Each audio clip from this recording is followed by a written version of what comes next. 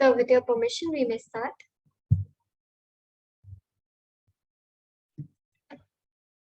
Good evening, everyone, and welcome to the webinar on Central Nervous System Tumors, What's New. It gives me great pleasure to invite our first speaker, Dr. Puneet Gupta, to give a talk on the topic Glioma and Glioblastoma, Pathological Aspects and its Assessment. Over to you, sir.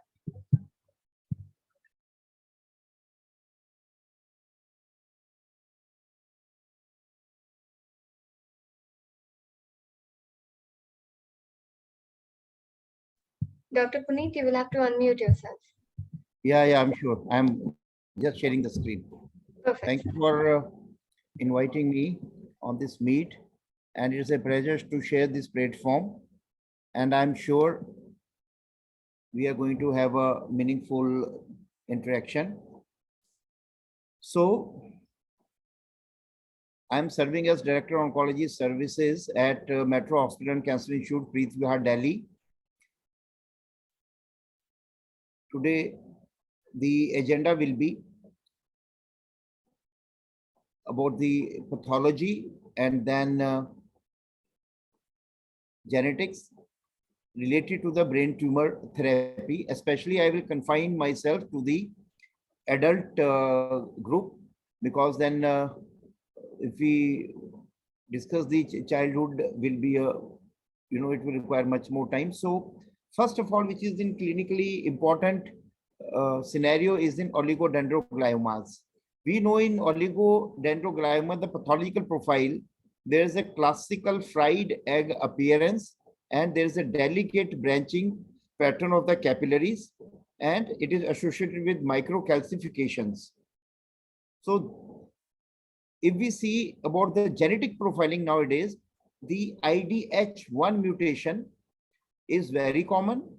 IDH2 mutation is common, whereas the loss of what we say the double IP and first P and 19Q is very common. That telomerase reverse transcriptase promoter mutation is common. The T53 mutation is rare, and this is how we can differentiate with other brain tumors. That's the clinical importance of this. And ATRX expression is almost always there. So this is how we have we can do the classical, what we say, the genetic profiling of the oligodendrogliomas. Now, ISOCITRATE dehydrogenase, the mutation detection, first we can do the first screening is preferably done by immunohistochemistry method, where we use R132H for IDH1, and similarly we do IHS first screen for IDH2 by immunohistochemistry method. Now, if this first screen means if this test is negative, then we can go for the second screen, where we use the method, the DNA sequencing for hotspot mutation. Here in this, the gene sequencing for hotspot mutation, in IDH1, we go for codon 132 mutation, and then sequencing for hotspot mutation, the second screen. In IDH2, we go for the codon 172. So this is how we can detect the IDH1 and 2 mutations. Now for first P and 19Q combo deletions, how we can detect them? There are two methodologies are available. One is the next gene sequencing. This is the NGS and the whole genome methylation. So these two methods are available for double deletion detection. Now, the pathological and genetic profiling now we do in combination, and we can understand this by a simple table. We can, based on these two techniques of pathological and genetic profiling, we divide the, oligodendrogliomas tumors into two profiles, either as grade 2 tumors or as grade 3 tumors. So in grade 2 tumors, we know the cell density is low, and in grade 3, the cell density is high. If we see the mitotic rate is low, and the it is in grade 2 and it is high in grade 3. Similarly, nuclear ATPR is low in grade 2 and it is high in grade 3. Microvascular proliferation is similarly low in grade 2 and high in grade 3. Necrotic component again is low in grade 2 and it is higher in grade 3. So this is in general, we find that these parameters are low and in grade 2 and they are higher in grade 3. So natural progression, how this affects the natural history of the disease, that the grade 2 almost always seen as a initial part of these brain tumors, oligodendrogliomas, and later on they evolve over times into grade 3 tumors. So this is how initially the tumor which is low grade and behaving in an indolent way, and if it is ignored by the clinician or it is follow-up is not done properly, seeing it is a benign one, and later on it can become aggressive years later. So this is how they progress indolent way first. However, it is not the picture that initial growth, all the tumors, oligodendrogliomas will have evolved as grade 2 and then later on grade 3. Some de novo may directly involve into grade 3 itself. So IDH1 mutation. So how we can differentiate even between the D1 and the indolent evolution one? By the IDH1 mutation, because IDH1 mutation are always early part in the grade 2. So they are kind of the genetic mutations which are seen in early part of the history evolution of the tumor. And whereas the here it should be 2, IDH2 mutations will be, they are early, whereas in grade 3, they are seen as a, they are not common in the grade 3 tumors. So another factor is the loss of, we say that, see the loss of first P and the 19Q.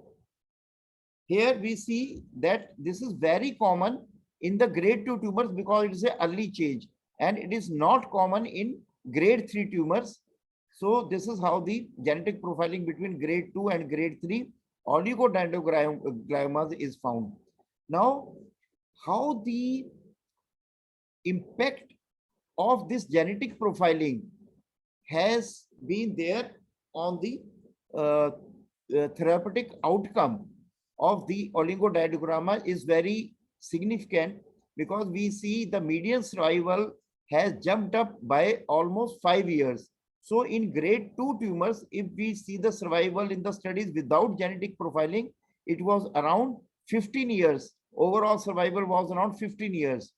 Whereas the survival with genetic profiling of double deletion, and in this, if we use the radiation therapy plus, in the treatment which is as per the, we'll discuss the protocol later on. Here the median survival has jumped by 5 years from 50 to 20 years. Similarly, we see the grade 3 oligodendrogliomas. Here the median survival has jumped from, let's say, 10 years to 15 years. So again, a jump of 5 years in the median survival. So this is how an important impact has been seen now if we add the genetic profiling to the pathological profiling. Now switching the gears to anaplastic oligo-astrocytomas. In this, we see that 1P deletion and 19Q deletion in these particular subset of the patients, if we go for surgery and followed by radiation plus PCV 6 cycles. PCV here is procarbazine, CCNU, and the vincristine makes the PCV protocol. Here we use procarbazine as 60 milligram per square meter, and it is given only from day 8 to 21, and the capsule CCNU 110 milligram per square meter day 1 and repeat every 6 weeks. Vincristine 1.4 milligram per square meter and maximum up to 2 milligram day 8, and then day 29 repeat the cycle every 6 weeks. So here it is very important that usually the chemotherapy cycles are repeated every, sometime weekly or sometime 3 weekly or 4 weekly. But here in brain tumors, when we use this slow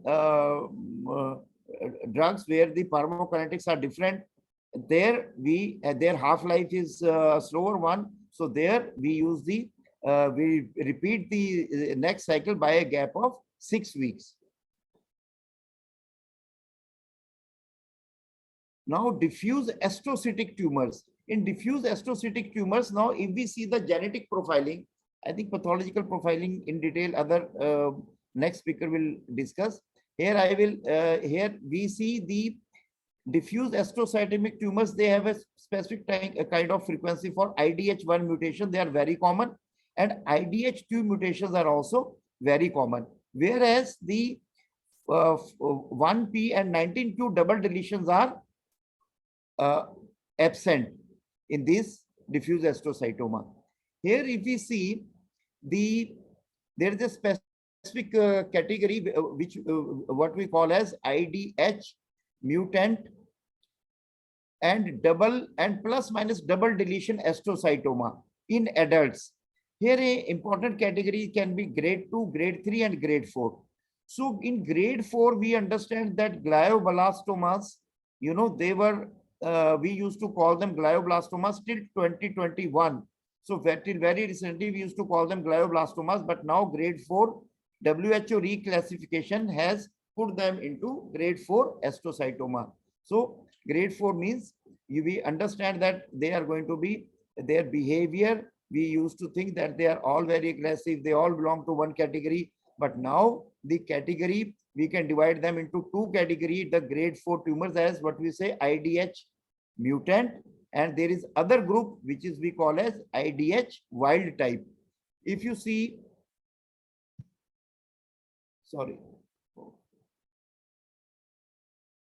if you see, let me push this bar to the top. If you see the IDH wild type has a different behavior, and the IDH mutant is less aggressive than IDH wild type, and it is usually seen in younger patients. In this group, the MGMT promoter methylation is common, and if there is double mutation, that there is IDH mutant along with the CDKN2AB homozygous deletion. If there are two these events are there, then this what we call as a double hit is there. Then we find that the grade 4 astrocytomas or glioblastomas, they become very aggressive. So this double events, what we say double hit theory, these double hit events, they make the tumors very aggressive. Otherwise, the IDH mutant is less aggressive than the IDH wild type. So in this, if we see the grade 2 tumor, what I want to highlight now, according to the genetic profiling in these tumors, grade 3, grade 4, we find that surgery in all these three is done, and we try to debulk the disease as much as possible. But the post-op care, you see in grade 2 is not given to all the patients, wherein grade 3 it is given to all the patients, and also in grade 4 it is given to all the patients, post-op care. Why in grade 2 the post-op care is given only in the selective candidates?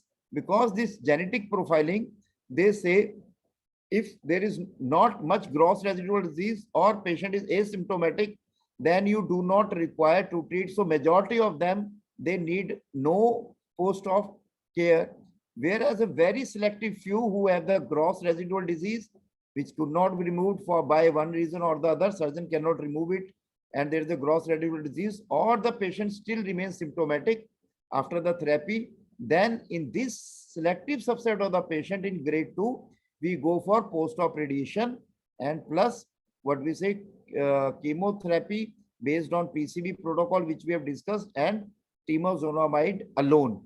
And if the patient have a poor performance or elderly age is there, or we see PCB cannot be tolerated by those candidates, we can give them temozolomide as a monotherapy. Now the behavior, as we know, in grade 2 is indolent. In grade 3, the disease is not indolent, and the post-op care in all of these, them the radiation therapy is must, and we know that dose is around here the radiation dose is around 55 gray. Here it is around 55 to 60 gray, and the chemotherapy component remains same. That is either PCV who can tolerate or temozolomide alone if one cannot tolerate. In grade 4, now there are two protocols are there for radiation and chemotherapy combination. One group, they say they prefer if you just go with radiation alone without temozolomide, then what is important is we give 12 cycles of temozolomide later on. So if you do not give radiation temozolomide along with radiation therapy, then the temozolomide continue for 12 cycles. So this is very, as 12 cycles means, as I have already told you, that the one cycle is after 6 weeks. So here the radiation therapy, if you use temozolomide along with the radiation therapy, then these cycles they cut by what we say the 6 cycles. Instead of 12 cycles, now we go for 6 cycles alone for temozolomide. And this I think I have discussed earlier itself. So next one.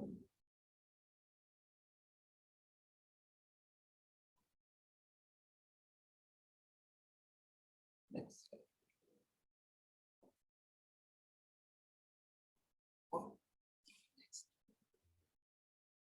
Sorry, I'll go to the next slide.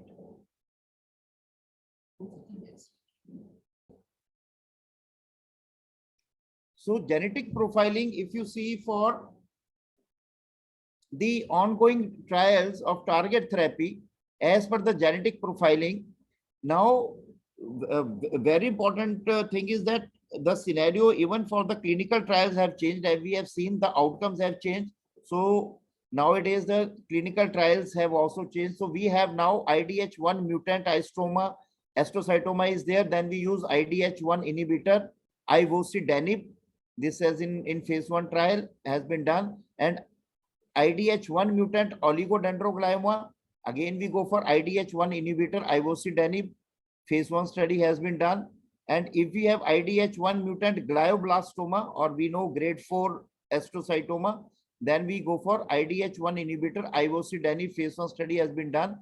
And for IDH1 or 2 mutant grade 2 glioma, the IDH1 and 2 dual blocker, the clinical trial for vorasidenib has been done, and phase 3 study is ongoing. So this is how, you know, now the scenario is completely changing.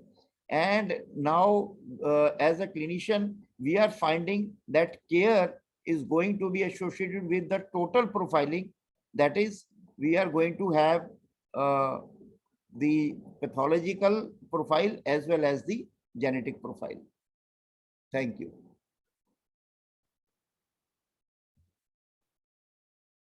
Thank you so much, sir.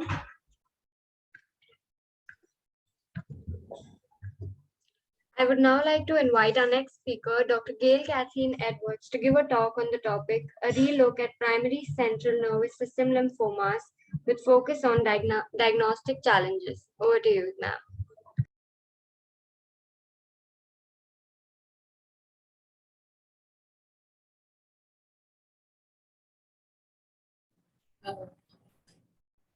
Yes, can you hear me? Yes, ma'am, we can hear you and we can see your slides as well.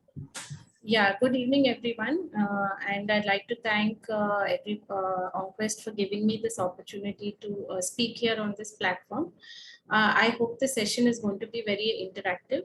And I'd like to confine myself to the primary CNS lymphomas here.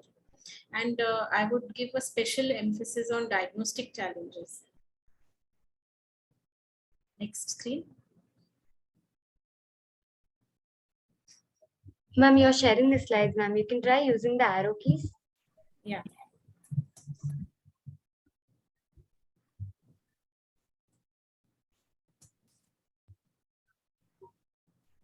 Can you share it?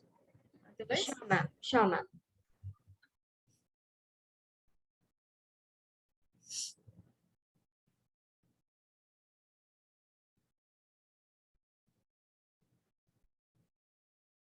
Yeah, next. So as per the WHO classification and the data which is available in WHO, the CNS tumors, especially pertaining to lymphomas, there is a lower burden when we compare it with gliomas. And this is an overshadowed lesion compared to gliomas. And why this is important is because very often these can be misdiagnosed as gliomas. These primary CNS lymphomas. Now, primary CNS lymphomas are those lymphomas which confine themselves to the CNS, that is to the cerebral hemispheres or the leptomeninges or to the spinal cord. They do not extend into the systemic portions of the individual, and at the time of diagnosis, there is no systemic involvement, and that is why they are called primary CNS lymphomas. So 3% of all CNS tumors encompass these lesions, and 4 to 6% of all extranodal lymphomas are primary CNS lymphomas. There is an annual incidence of 0.47 cases per 100,000 population, and definitely there is a preponderance for male. An elderly male is at more risk of getting this lymphoma than females. Over the previous last decades, there has been a comparatively higher increase in the number of primary CNS lymphomas that can be attributed to the highly, the diagnostic infrastructure that is available worldwide now. And there is now a huge, enormous interest in learning about these lymphomas, and a lot of research activities and clinical trials have been conducted and have been published worldwide. But unfortunately, in India, there are very limited publications which are taking up this topic of primary CNS lymphomas. Next. So if we see the global perspective, you can see during the decades of 1994, 1998, and 2002, where there was a peak in the incidence in the number of primary lymphomas confined to the CNS, and this coincides with the AIDS epidemic. So definitely there is an association of lymphomas along with HIV positive, with the HIV positive epidemic, which was prevalent at that time. If we see the age groups, it is definitely very high risk in the 50 to 70 years, especially in the male population. Next. Yeah, so the Indian perspective reports a lower incidence. This is again contradictory to what we see globally, and that is mainly because many of we are not publishing too often. Many of us are, I think most of the medical fraternity may be busy, the doctor-patient ratio is too less, or many of us are not publishing how it is in the Western countries, and the incidence, the number of cases are reportedly low. Okay, and there is definitely an increase in trend, as you see here, in 1991 to 2000, and maybe that can be attributed to the diagnostic facilities which are available. Next. So place in the lymphoma landscape, globally they occupy 6%, whereas in the Indian landscape it is around 10%. Next. Yeah. So is association with HIV, 17% cases of primary CNS lymphomas are associated with HIV globally, whereas in India it is only 2.5%. And the reason for this is many of our HIV positive patients may not be reporting it, or may have shorter duration of lifespan, and that is why we are having a falsely lower incidence of lymphomas in HIV positive patients here. Few cases of lymphomas which are occurring in primary immunodeficiency disorders such as the viscous Aldrich syndrome have also been reported. Data is there is still data which is lacking on lymphomas in immunosuppressed individuals as well as in transplant recipients. So this data is important because we are seeing an uptick in the number of transplant cases globally, and they have a higher risk. These patients have a higher risk of contacting lymphoma of the primary of the CNS. Okay. And it is the second most common malignancy to be diagnosed in organ transplant patients after skin cancer. The time appearance of primary CNS lymphoma following transplantation ranges from 3 weeks to 21 years with a mean time of 33 months. Almost half the cases of lymphomas occur within 1 year of transplant. Next. So the pathogenesis, go to the next slide. Yeah, so the pathogenesis again is divided into 5 pathways. Either it can be gain of genetic material, loss of genetic material, point mutations, or somatic hypermutations or DNA methylation. However, the most common mutations that we are seeing is the MYD82 that almost accounts for 40 to 100% of patients. This mutation is seen in CNS lymphomas. The second most common mutation seen is the CD79B mutation. Next.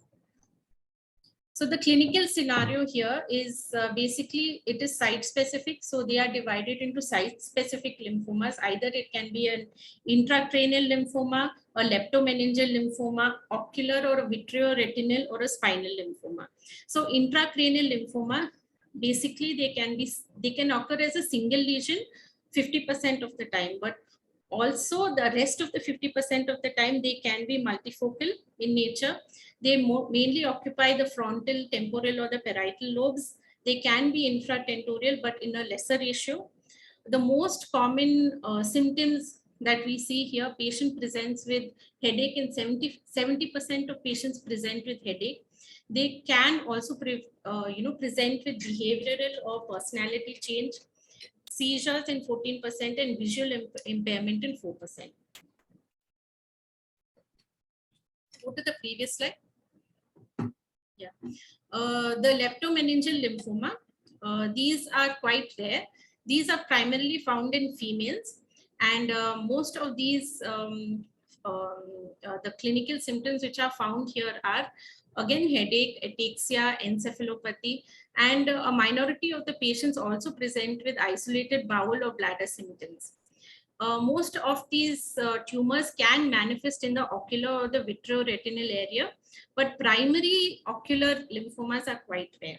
Okay, and if it does occur, it's in the posterior compartment, and they can present with blurred vision or decreased visual acuity, floaters, or sometimes they can be completely asymptomatic. Next. Spinal lymphomas and peripheral nerve lymphomas are again quite rare. A few studies have been conducted, and based on that, back pain is supposed to be the most associated symptoms with spinal lymphomas. Next. So the site preference here, you can see supratentorial space occupies the highest position here. Most of the lymphomas are found in the supratentorial space. Second is the posterior fossa.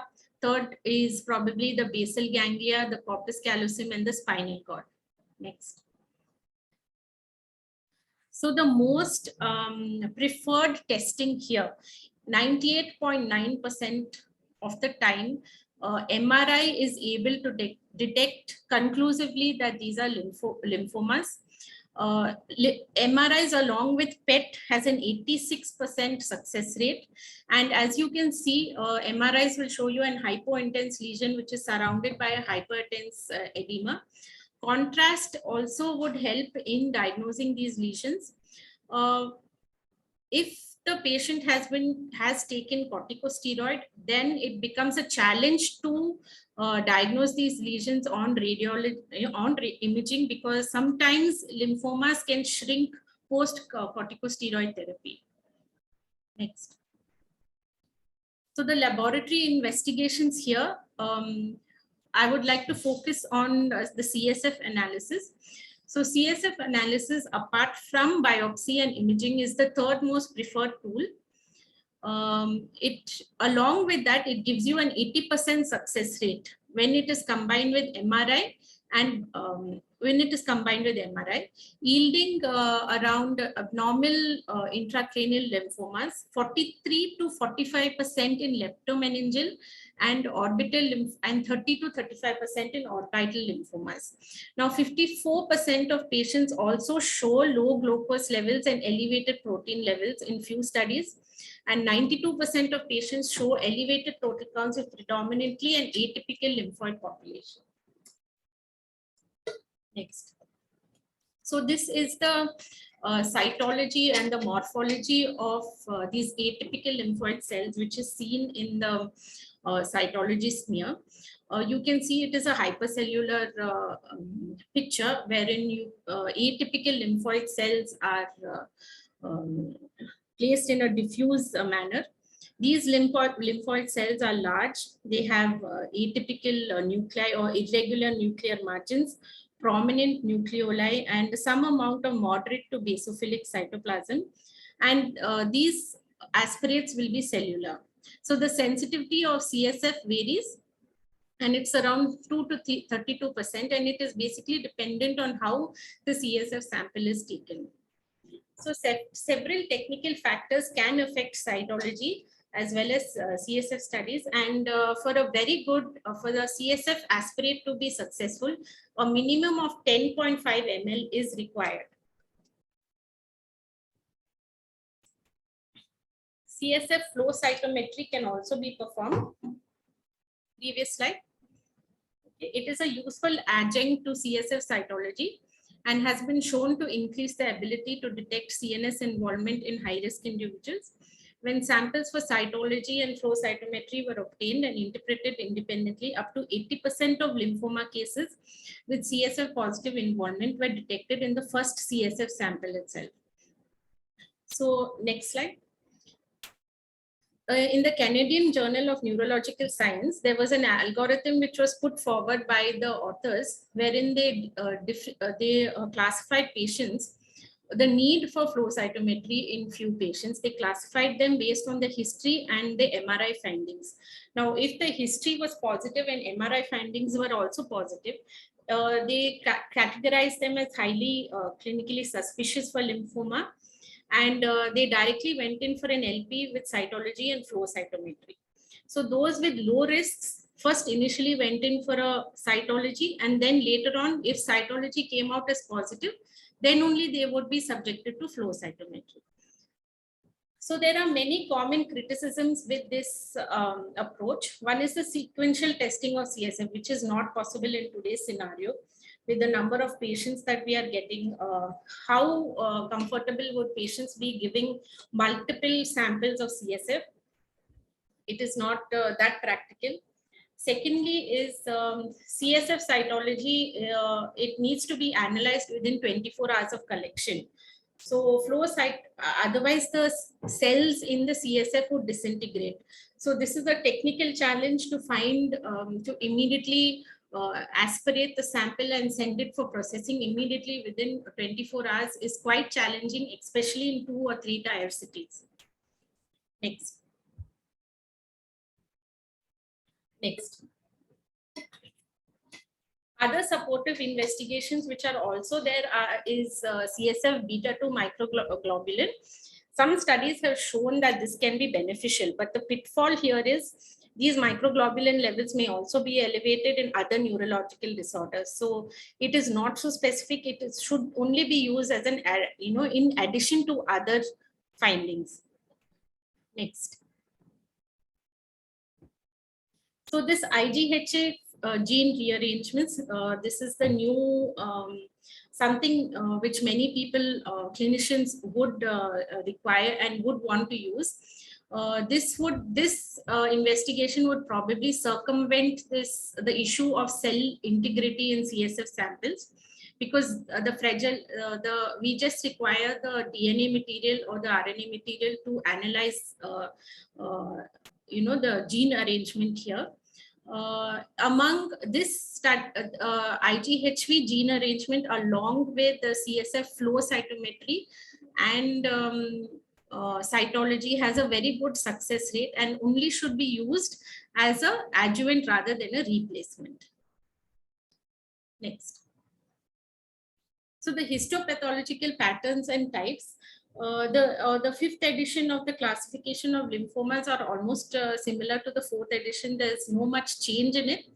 The most common are the next slide. Next. Yeah, the most common are B-cell lymphomas. They occupied 98% of all lymphomas of the CNS. And out of that, B-cell is the most common and T-cell is only 2%. Among the B-cell lymphomas, 95% of the time we are dealing with a DLBCL. And 5% of the time it could be another or a low-grade B-cell lymphoma. Next. So this is the gross picture of morphology of DLBCL. You can see that there is a large friable mass sitting in the brain hemisphere. It has necrotic areas and it's quite friable and yellow.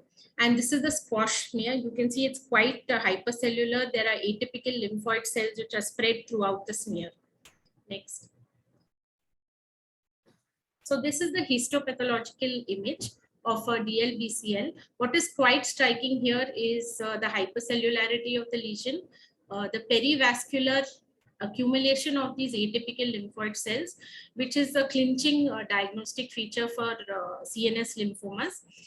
These lymphoid or atypical lymphoid cells, they tend to circle the vascular structures. Next. On high power view, you can see these tumors are quite patternless. There is no pattern to them and they are arranged in sheets. They are intermediate to large size cells with irregular nuclear borders. They have prominent nucleoli and most of them may have brisk mitotic activity and there may be intermingled few macrophages which may confuse the histological picture with that of a Burkitt lymphoma. Now, large areas of necrosis are very common in DLBCL. Next. So this is the immunohistochemical features of DLBCL, where they could be positive for all pan B cell markers, that is CD20, CD19, CD79, PAX5. They are also positive for BCL6 and MUM1. Next. So they very rarely express CD10. So whenever a DLBCL of the primary CNS region expresses CD10, it is the responsibility of the pathologist and the clinician to rule out the possibility of systemic lymphoma. Because CD10 positivity is very rare in primary CNS lymphoma, but more common in the systemic lymphomas, right? And as expected, the Ki67 proliferation index is usually very high, between 70 to 90% of the time. Next. The presence of reactive perivascular CD3 T cell infiltrates has been associated with improved survival. BCL6 co-expression is controversial again. Many studies are in favor for better prognosis, but few are against it. Most protocols report a median progression-free survival of around a few months and an overall survival approximately of 3 years. So the treatment of choice is the high-dose methotrexate based polychemotherapy. In addition, whole brain irradiation can be tried, but the risk of neurotoxicity is very high, particularly in elderly patients. Next. Now, AIDS-associated DLBCL, this is another entity, and this is a DLBCL which is having concomitant HIV positive status, and the morphological features are almost similar to primary DLBCL of CNS, but larger areas of necrosis are common, and these lesions are multifocal. Next. So this is the histomorphological picture. You can see that there is this large cell which is having a viral inclusion, and its large areas of necrosis are also there. Next. Now, low-grade B-cell lymphomas are very rare. They occupy only 3 or 2 to 3% of cases of B-cell lymphomas. Only few documented cases are seen associated with the multiple sclerosis. And most of the time, the microscopic examination would be the same as what we see in a lymphoid tissue. Either they can be sheets of small lymphocytes in nodular pattern, or they can be in follicles.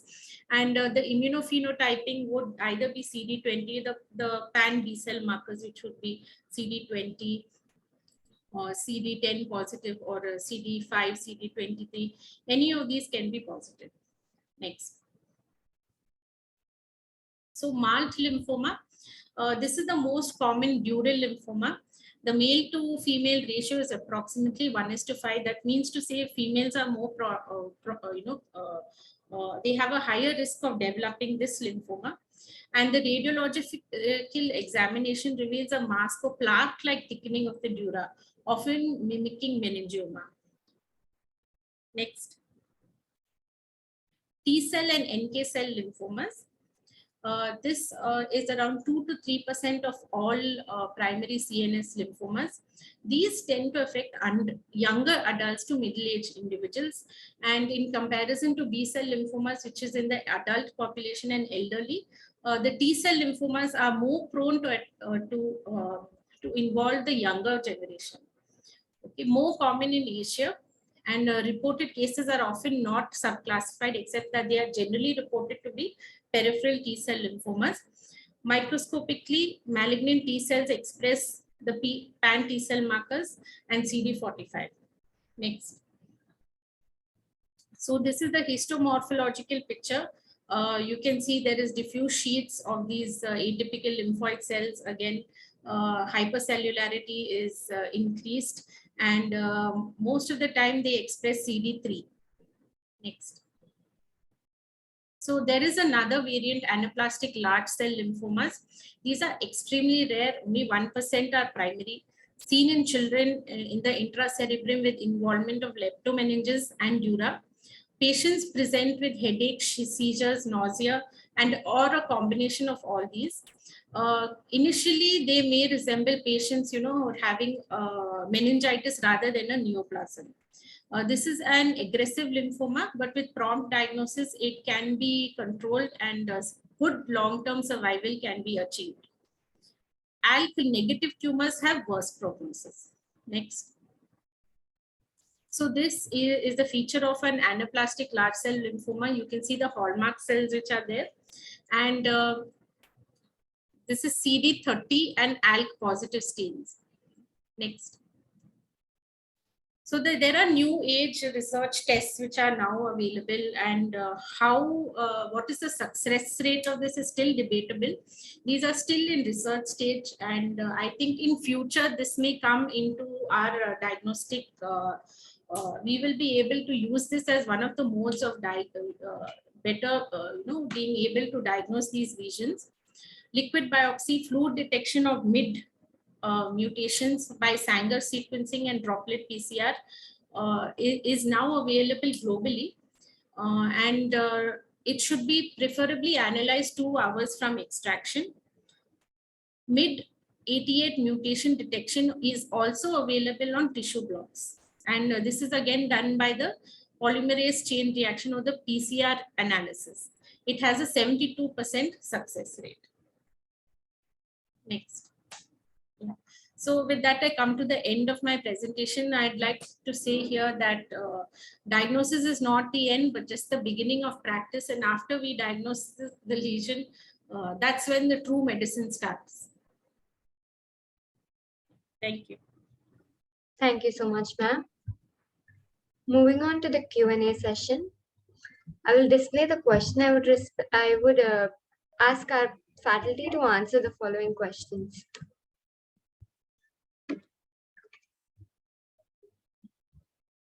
Our first question is, have you observed or read in literature about spontaneous regression of astrocytoma on CNS lymphoma?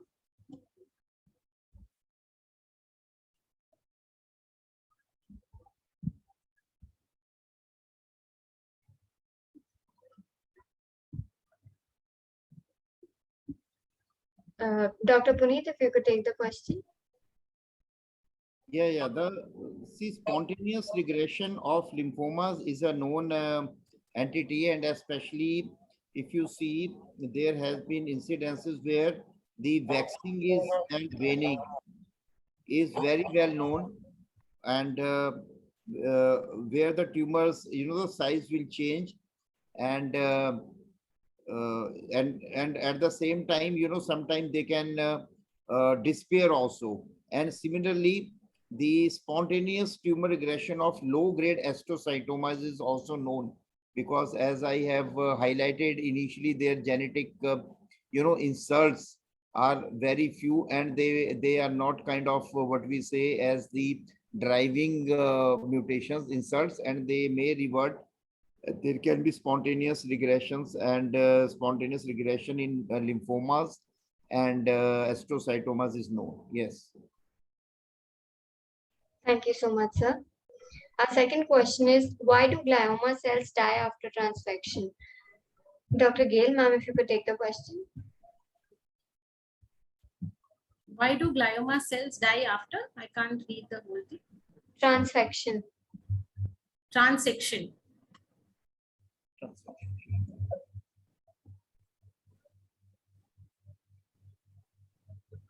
Can you just rephrase it? Why do glioma cells die after? Transfection. Ma'am, that's it. That's the question. Okay. So I think it's got to do more with the cell fragility of these cells, the glioma cells, which are very fragile. So even on normal squash cytology or even on CSF analysis, these cells are quite fragile. So they are prone to damage. Thank you so much, ma'am. Ma'am, our next question is, what is the reason for difference in appearance of glioma tumors on T1 pre-contrast MRIs?